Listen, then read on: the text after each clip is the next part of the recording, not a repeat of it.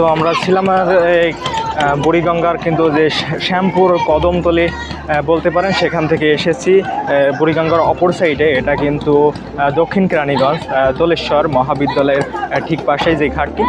আবার আমরা কিন্তু ব্যাক করব। ব্যাক করার জন্য এবার আমরা ডিঙি নৌকাটি আসলে ইউজ করতে চাই। দেখো এটাতে কীরকম টাইম লাগে। সেটাতে কিন্তু বিশেষ করে ইঞ্জিন চালিত যে নৌকা, এটাতে বিপুল পরিমাণ শব্দ, যে কারণে আসলে আমার মাইক্রোফোনের সাউন্ডও তেমন আসে নাই। সেজন্য এবার আসলে ডিঙি নৌকাটি নেব এবং নৌকাতে করেই ওপারে যাব।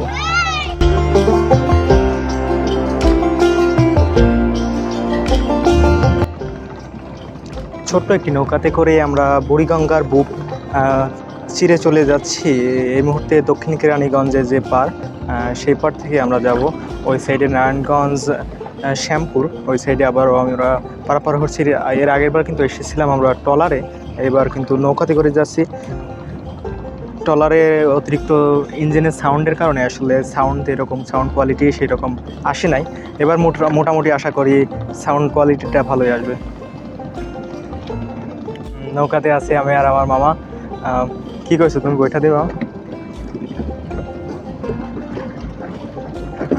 তোমার ওই থাকে গাড়ির গতি আরো কমবে, নৌকার গতি বৃদ্ধি পাবে না।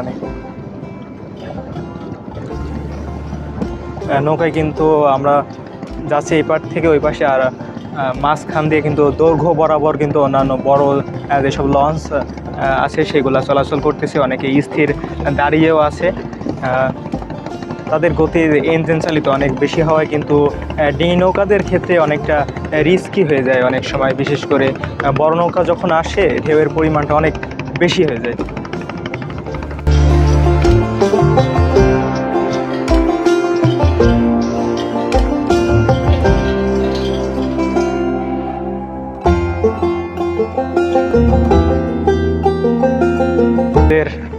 নৌকা ভ্রমণ আজকের মতো এ পর্যন্তই। বুড়িগঙ্গার ওপারে গেলাম, আবার ফের ঘুরে আসলাম। মাঝখানে কিছু ঘটনা ঘটে গেল, সেটাও ভিডিও আকারে প্রকাশ করব।